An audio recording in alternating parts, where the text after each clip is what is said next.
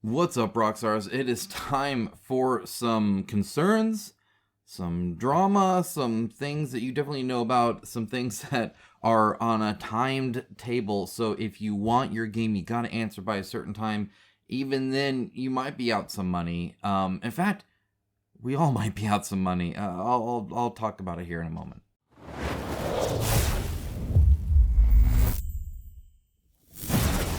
All right, so before I dive into this is not a sponsorship thing, but really, I'm going to be touching on obviously some opinion. I'm going to be touching on at least one other content creator is going to be mentioned. And really, what I want to say is that obviously I run a pretty independent ship here. I try to stay as independent from the industry as possible. That is thanks to my patrons and YouTube members. So thank you so much for supporting the channel so that I can speak my mind, so that I'm not like working with every company that I show content for. Just in the last 2 days, I don't know why, well, okay, I know I held up 3. In the last 2 days, I have responded to 3 different devs because every single one of them asked how much I charge for a review. And just so you know, this happens constantly. It is just assumed that coverage is paid for. And that's because this industry, especially for YouTube coverage, cannot exist without additional funds come in. So either the community supports it through Patreon and YouTube, or the companies do, right? It's one or the other, pretty much. There are a few exceptions, of course, but just as an FYI, most people online are trying to find where that is, right? And for me, it's my patrons and YouTube members, so thank you so much. It allows me to make videos just like this. Now, with that out of the way, okay, come on. This is on Board Game Wire. Great website, by the way. I love seeing this website. I hope it continues. There's been websites like this in the past that were not able to. Again, this is very much a niche thing. And if you can support the things that you consume, the things that you appreciate, whether it's a content creator, not even necessarily me, or a website or anything like that, please be sure to support any way you can. Anyway, they have this thing. Board game crowdfunding major CMON. Major company CMON issues profit warning, says losses could exceed $2 million for 2024. Now, this is a big deal. So I've read through this, I've highlighted it, and I'm going to kind of talk to it. So they are estimating that the losses for 2024 between 1.4 and 2.1 million. Okay, so if to put that in perspective, at the midpoint of that range, the 2024 losses would almost completely wipe out CMON's 1.8 million profits across the previous 3 years combined. So if you want to know how big of a deal this $2-ish million loss is, that's how much profit they made in the last 3 years altogether, right? This is a huge drop in profit, right? A massive drop in profit for CMON. Now, before I go, there's more below, but before I go into more, a little bit of context here. CMON runs a lot of crowdfunding. It's not just retail, right? And the crowdfunding, when they have like when essentially they owe you the game. In other words, they've done the crowdfunding, but they've not delivered it yet. That is a very weird accounting issue, to the point where they actually undid like their old accounting company, got in a new one, and just because the other one could handle the crowdfunding aspect better. So it is a little weird. So I'm not completely doom and gloom on this, just because I know that to some extent they view it as a debt that they owe until delivery, right? And then it kind of flip-flops. So the more campaigns that CMON has outstanding, obviously the risk here, we'll get to that, I think that hurts their finances and how it looks on paper. Now, that being said, they've made profit the last 3 years, up to 1.8-ish million, and now they're saying they might lose that entire amount. So that's not to say that obviously things, things have obviously changed, because they were profitable, now they're not profitable. Now they're really not profitable. Now there has been a few deals that have gone down and all sorts of stuff, so let's go and dive into that a bit more. Okay, so in case you didn't know, CMON currently has 10 yet-to-deliver crowdfunding projects. That obviously is bad. That's about $22 million worth of crowdfunding that they have not delivered on. So if you wanted to know who's bigger than Mythic Games, that if they went under, could really screw over the industry even more, CMON is my answer to you. If CMON does not deliver these, if CMON pulls a Mythic Games and just completely like craps the bed, the entire industry is going to pay for it in a very severe way. It would also be kind of unfortunate because Zombicide and CMON really put crowdfunding board game into the limelight and really set a standard when it came to acting as a professional company that delivers this and not just like, hey, this is like my side gig hobby thing, right? And so they were really good, really consistent, and I have comment after comment from you guys, which, by the way, let me know your opinions down below because I do read them, on how way back in the years you would always say like, hey, at least CMON delivers. I'll back CMON. I know because I was dogging on CMON for a lot of the other shady business practices. For a while there, they were really big on that. They've actually lessened over time, which is kind of nice. But either way, they were kind of scummy in some of their tactics they were doing and the manipulation and of information and stuff like that. But they deliver. Well, now they're not profitable. They're actually losing millions of dollars, and they still have 10 crowdfunding projects to deliver. So yeah, that's rough. And actually, the 10 is only the ones that they've like put to a campaign. They own a whole bunch that they haven't done to the campaign too. So let's get into that as well. Okay, so CMON's wholesale revenue sank 39%. That's almost a 40% drop in their wholesale revenue, right? Now that's bad, right? That is like a half of the company pretty much. To 5.9 million in the first half of 2024 compared to the same period in 2023, while revenue from its crowdfunding campaigns fell by about 9.7% to just over 9.9 million. So as you can see, they are still the majority crowdfunding. This is ebbed and flowed in their percentage, but essentially they're a company that has two revenue streams. They have their crowdfunding and they have their retail, right? Both fell here, with the retail falling a whole bunch. Now, that's unfortunate because, again, that's kind of that year-over-year churn that they can more rely on, or at least they should be able to more rely on, except here they haven't. Now, there's a whole host of reasons why the retail might have fallen down. A lot of it determines what goes to retail, obviously, right? And then, of course, retail buying habits as well. Obviously, you guys know the economy we're in. I know we say this, like, I think every year, but, like, seriously, like, the buying power isn't what it used to be, and a lot of people are having to cut back. And one of the things to cut back on is frivolous plastic mini board games, right? Or at least you lessen how much you get, right? So I can see that, especially the retail space, even more the crowdfunding space. Crowdfunding, you typically go all in. It's these like whales that just like throw $500 at a campaign, and that's just what we do, right? And so like that is actually less. They were already kind of an exception to the rule when it came to how much you're spending on your board game hobby and at what level.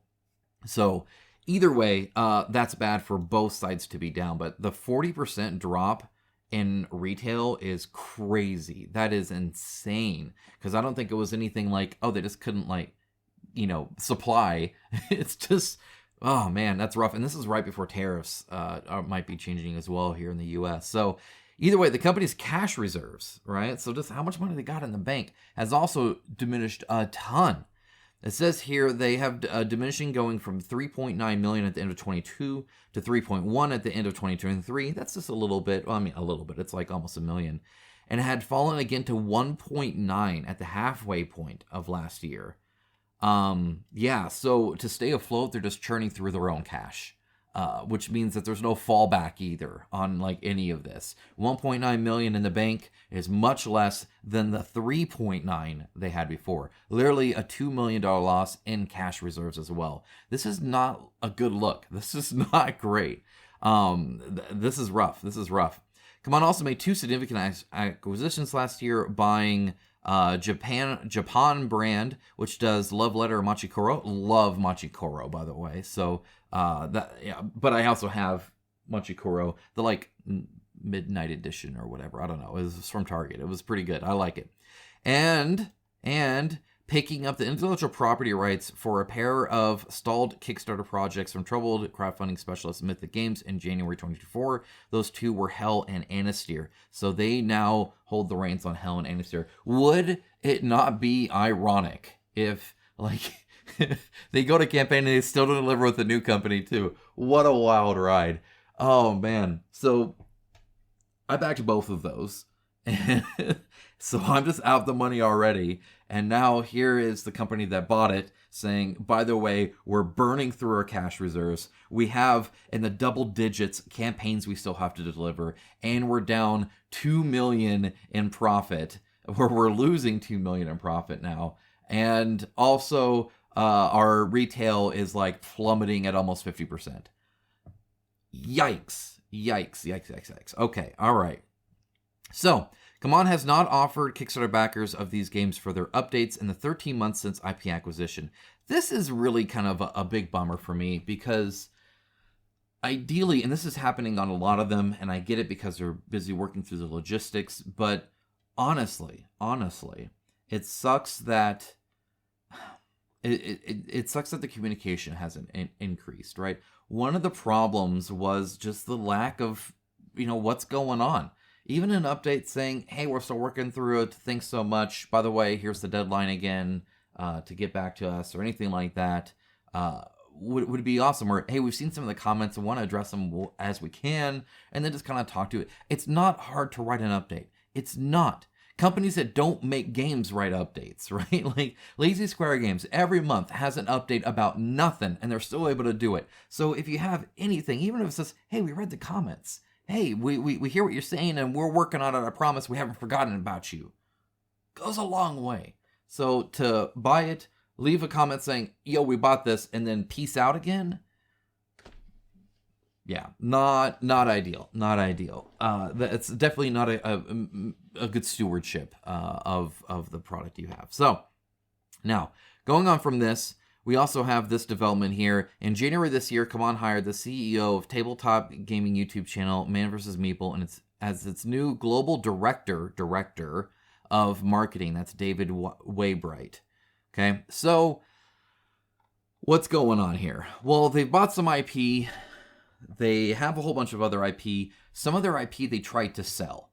So they tried to sell some IP and failed to come to terms with it. So the moment you're selling IP, it's because it's like, we need money. Because IP is a gold. If you have IP, it's good. You can add to it. Anything within an IP that's not hated is automatically better than something new. When it comes to like finances, especially if you own it because you don't have to pay for the IP, because you automatically get that good feeling in the person's head.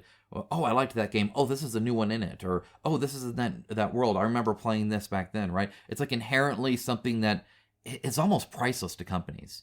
And the only reason you sell it, it's the same reason you like start selling physical buildings or like lay off a bunch of people. And it's because you just need money ingested in quickly, and it's something that you can literally sell, right?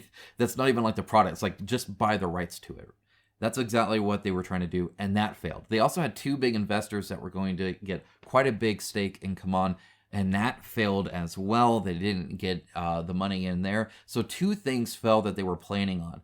And these two things are worth like millions of dollars. And so the moment you have a company that just has two revenue sources, right? Just retail and crowdfunding, and they're plummeting, there's not a whole lot else to grab, right? And so these big deals, if they don't go through, just destroy the company. And I think that's really what happened here. I think they were planning on getting some ingested in. They're falling behind in the crowdfunding, so they sign up with GameFound to exclusively go there, and then they hire a prolific YouTuber to be one of their directors, i.e. an executive, to try and help get their games to people. And they're just trying everything they can, right? They are grasping, and that's unfortunate to see, because CMON is so important to this industry, for better or worse. Especially in the industry that I cover, like in this space, in the crowdfunding board game space, CMON is the name brand. The only one that might be higher now for crowdfunding is Awakened Realms, I feel. I think anything else might be less. Even simply Archon, I feel, is actually less than CMON. Archon does very well. There's a lot of big ones that do well, of course, but CMON's been there for so long that even if people don't back it, they know them, right? And that's kind of the big point here. And this is why anything that bad happens to them is very newsworthy and very concerning. So Yeah, I mean, I don't know. The 10 outstanding campaigns, plus again, there's stuff like Hell and Annis that they've like paid for, that they have stuff that they're just sitting on. Obviously, they spammed campaigns on GameFound trying to like get money ingested into the company. I worry because this is exactly what did Mythic Games in, right? Where they're like, just keep launching campaigns, and hopefully one of them will exploit so much that we are just can coast on that and then keep delivering all of our other backlog. 10 outstanding is a lot. 10 outstanding is a lot.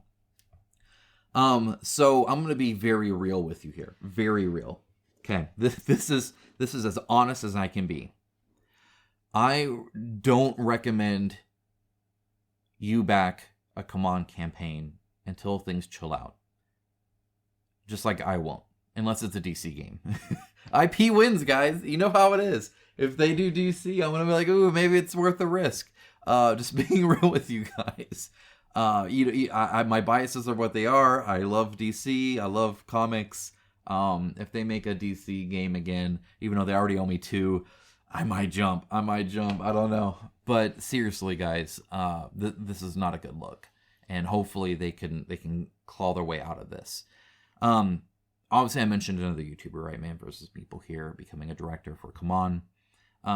This is not really something that should change a whole lot. In case you didn't know, most other YouTubers are getting paid for their content in some fashion or another, or it really just kind of act as more of like an ad agency for these companies, as opposed to like, I'm like a totally independent reviewer, right? It's just hard, right? I'm not against it because I understand why, and honestly, they churn through reviews way more than I do, right? Because it's like a legit job that they're getting paid for, as opposed to something that I have to do where I can only afford to like act in the space of I am because of the support of you guys. Because it is hard. It is hard, and I totally get it. I've worked with a few companies, in some way, fashion, or form, but obviously you don't see a lot of coverage on that on the channel, and there's a reason for that, right? And yeah, it ebbs and flows, right? Obviously, a director of a company is a lot different. Obviously, getting paid for coverage is a lot different. And I'm not saying Man vs. Meeple or any of these others do. Honestly, it's really hard. I just know that the devs that always contact me are contacting a lot of people, and the status quo is you have a price that they have to pay for coverage. And a lot of times it's because the views aren't there, right? It's this indie stuff. I love covering the indie stuff, but it's rough. It's rough. So either way, just know that more and more and more, I struggle to find any channel over 10,000 subscribers that isn't actively being paid to review games or cover their games or show the campaign or works for the company or whatever, right? It's always like some flow in there, and it's tough. So just know, like, marketing versus like, indie coverage, because there's a lot of YouTubers out there that I know that are like really indie, that are really trying to give their honest opinion, that aren't taking payments, that separate themselves from the business as much as possible while still like accepting prototypes and stuff, right? Like, it's hard. I get it. Support those that you love. All right. One more thing here. Speaking of Six Siege, the board game, Steamforged Games acquired Six Siege, right? So there's Hell, there's Annis, there's Six Siege. Those are some of the main ones that have been bought. There's also like Monster Apocalypse and stuff. They have my money there as well. I don't know if I'll ever see it, but either way. Notice this is from 2/24. We haven't heard anything since, but it also hasn't really been a month. So we understand seeing an update on this page may bring back mixed emotions for many of you. This is actually a really cool post from them, because Steamforged Games is showing that, hey, we get the negative connotation of the IP we literally just bought, right? And that's something that, again, the 13 months of silence from CMON really speaks loudly to, and that just kind of continuing. And to me, this is the difference between a company that understands backers and a company that understands seeking profits, right? I think both obviously are trying to run a business, trying to make money, but Steamforged Games here is showing a lot better tact and building a little bit more rapport, I feel, than CMON is, who are very cold and don't really interact with people so much. They love interacting with like businesses and junk, right? Not famously, but famously for me, I saw a post from their CMON CEO once talking about how developers, or like game designers, would pitch their games to him. and they would talk about like how much they liked it, and like their life story, like, hey, so I've always been passionate about ARPGs and I really wanted to do it, and he would cut them off. He's like, I don't care, like, just tell me about the product. That's the kind of company CMON is, right? Like, and then literally, like, he said that he's like, look, I don't care about your personal story, like, that's garbage, I'm here for business, right? Like, so that's CMON. Steamforged Games, not. I've met with both of them, and they'll talk game to anybody, right? Not business, but game. So I really appreciate that about them. And I think it shows, right? Actions speak louder than words, and there you go.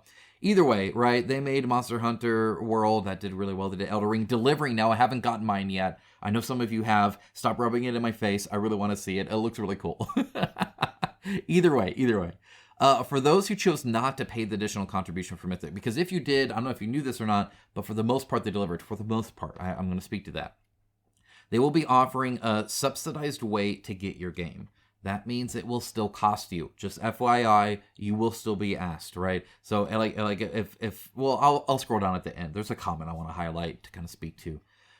We will be reprinting some of the Six Siege, the board game content. Now, this is where I'm not sure what's going on here, right? So they say that, hey, if you didn't pay, in other words, you didn't get your game, because if you didn't pay, you didn't get it at all, right? So if you didn't pay, and so you didn't get your game, they're going to offer the game at a loss, not at a loss, but at a reduced amount, so that you can get your game without paying the exact same price as somebody brand new that has been out money for years has. That's super cool. I dig that. That shows a massive amount of respect for those backers, because that is hard on a business to do. It is not necessarily more risky, but you have to plan your pricing and your quantities and all the stuff around that, just like you would anything else, right? And so they're definitely like taking a little bit of a hit of what they could get by just trying to respect past backers. I think that's awesome. That's really cool. But then they say they'll be reprinting some of it. And so I don't know if what you're going to get is everything you backed originally. That I'm not sure about. It's not really in their FAQ. Hopefully we can find out more about that in the future. I suspect they're not exactly quite sure still on where everything is. Speaking with some devs, sometimes they've asked me my opinion on like pricing and pledges and stuff. And I just, I'll jump on a call with devs and just help them as much as I can for free, by the way. They're not paying me for this.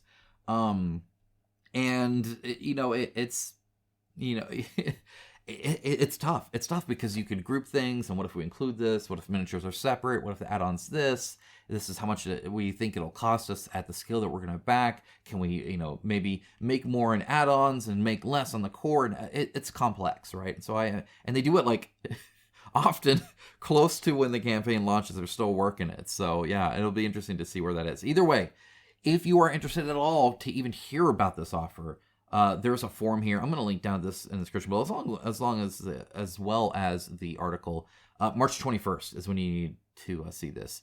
And if you didn't see this video before then, that's why you subscribe and like the video, leave a comment, all that kind of stuff. Sure, it helps the video out, but more, it tells YouTube's algorithm that you're interested in board game coverage of the industry and not just whatever latest thing is being advertised to you, right? And that's kind of the difference between a video like this and a video like one you might see on a lot of other creators that are, again, like churning out content way more than me and doing a great job at it. But we're definitely covering like different things, right? And so for industry stuff, yeah, I do try to share stuff as much as possible. And so yeah, hopefully you saw that in time. If not, they might still be able to, like, I would still contact them, right? I imagine if you backed and you're like, shoot, it's a freaking 22nd, that maybe they can fit you in. I'm not trying to sign them up for anything, but there you go. Okay, all right.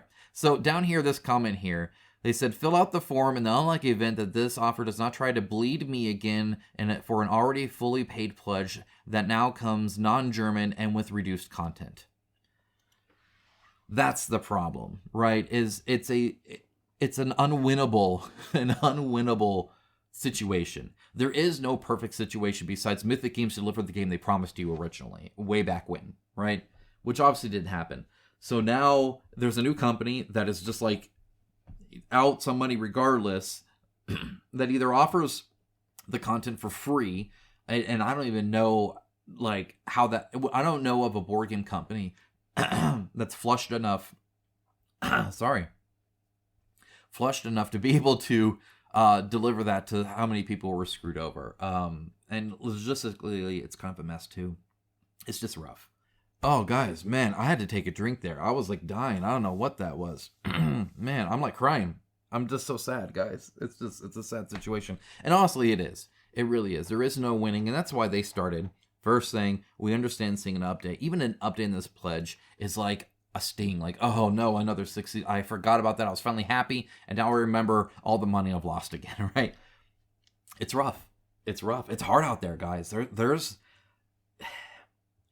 I wanted to cover these in the same video, even though they are kind of separate, but because they're also not, right? Like I said when I first started comparing them, there are companies out there, big and small. Steamforged Games, fairly big compared to a lot of the other ones that are very indie, right? Are still engaging with backers, are talking to backers, are understanding where backers are coming from. And then there's CMON, who's not even like talking to people, right, for 13 months. And I think that's really the difference, right? Both companies have a retail presence, right? Steamforged Games, not only are there games that retail a lot, but they also have a lot of their like D&D mini stuff going on, and a host of other things. And so both companies, fairly large, both companies have a fair amount of employees. Both companies are retail and crowdfunding. But the difference you see between the two is quite telling. And the difference in what they seem to be doing financially is quite telling. One of the big things, I think, is previously Steamforged Games, and I covered this, and they didn't like my wording, and that was like whatever, but they reduced their headcount, right? In other words, they let some people go, which is a tough decision to make. But it's the same thing that like Monolith did when they were going through some issues. And every time I've seen it done, it's made me realize that these companies, they typically grow a little bit bloated, a little bit heavier. The ship gets a lot bigger, a lot slower. And these lean companies, whether it's Monolith, whether it's Steamforged Games, when they like lean out and really like try to work for efficiency as a business, I think it really helps them. And so since then, I feel like Steamforged Games is actually doing quite good financially. A lot better than they were before that, right? And I don't know if that's what CMON needs. I don't know if they can do that with 10 campaigns outstanding, and a whole bunch more like in the middle of the pipeline and stuff like that. But I honestly, that there are companies that are run well and not run well, and run a little bit leaner, connecting with the community, understanding your backers. All of those things are wins for Steamforged Games, and all of those things are missing from CMON. And I think that's one of the biggest differences, right? Anybody that's backing stuff now really wants a smooth backing experience. That's what they're all searching for. Less than even like a great deal is, can I give you the money? Will you update me? Keep me updated? Will you like respect me? And will you deliver? Those are really what you want, not just a mindless pre-order, right? Which CMON's been doing more and more pre-orders, right? And I think that's kind of where that's at. Anyway, let me know your thoughts on this. Obviously, it's big news either way. If you haven't talked to Steamforged Games and you still want 6 Siege, be sure to let them know before the 21st, of course. Link down in the description below. Guys, thank you so much for your support. I really do appreciate it. Obviously, I went through kind of an odd point in my life this last year, and then last year in particular with like a crazy move and all sorts of other stuff. And I just want to say thank you for sticking with me. I appreciate all of you and your support, and I hope to continue to bring cool stuff. I am signed up for like several more reviews. There's quite a few reviews, including a big miniature game that looks awesome. So there's that. There's some fun card games that I got it all, and I'm excited for that. So I'll be doing some reviews here soon as well as some unboxings, news coverage, industry talk, all that kind of stuff. If you want that, do feel free to subscribe. It does help a lot. Guys, thank you so much. Have a great rest of your day. Take care. Bye, guys.